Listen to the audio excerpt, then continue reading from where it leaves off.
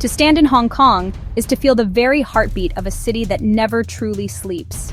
It's a place of the most exhilarating contrasts, a symphony of sensations that plays out from dawn until deep into the night. One moment, you're enveloped by the fragrant, swirling incense smoke of a centuries-old temple, its ornate roof a silent testament to ancient beliefs.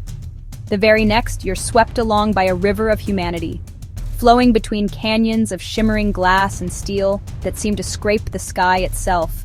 The air is thick with a unique blend of aromas, the sizzle of dim sum from a street-side stall, the faint, salty tang of the harbor, the subtle perfume of commerce emanating from designer boutiques. It is truly a feast for the senses, a place where every corner turned reveals another layer of its complex, utterly captivating character. This city is a visual masterpiece, a study in organized chaos that somehow works in perfect, dazzling harmony. You can ride the historic Star Ferry across Victoria Harbor and gaze upon a skyline so futuristic it feels plucked from a science fiction film. Double-decker trams, affectionately known as ding-dings, rattle their way through bustling districts Wan Chai Central. To truly understand the Hong Kong of today, one must journey back through its fascinating and often turbulent history. For over 150 years, this cluster of islands and its peninsula were under British colonial rule, a period that profoundly shaped its identity, its laws, its very infrastructure. This unique heritage is not just a footnote in a history book, it is etched into the city's fabric. You can see it in the grand colonial-era buildings that still stand proudly in Central, such as the former Legislative Council building, a stark contrast to the modern skyscrapers that now dwarf them. This British influence introduced a Western system of governance, commerce, education, laying the groundwork for Hong Kong's rise as a global financial powerhouse. But long before the Union Jack was ever raised over Victoria Harbor, imagine starting your day as Mr. Chan, a man in his late 60s who has lived his entire life in the vibrant district of Sham Shui Po. His morning begins not with a trendy coffee, but with a simple, comforting ritual, a brisk walk to a local park. There, he joins his friends for their daily Tai Chi session.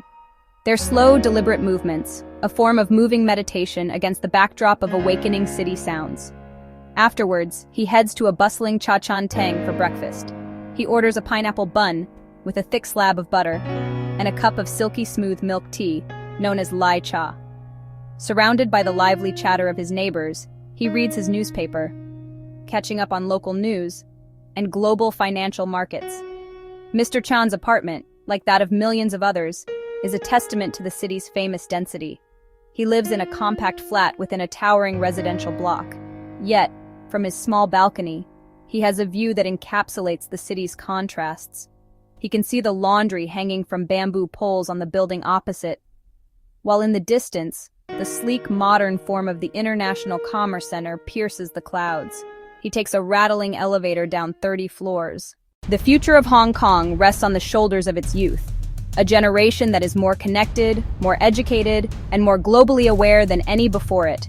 They are the inheritors of this complex legacy, and they are actively shaping its next chapter with a potent mix of creativity, entrepreneurial spirit, and a passionate desire to define their own identity. For many young artists, the city itself is their canvas and their muse. They are the inheritors of this complex legacy, and they are actively shaping its next chapter with a potent mix of creativity, entrepreneurial spirit. Faced with some of the highest commercial rents in the world, they have become masters of innovation.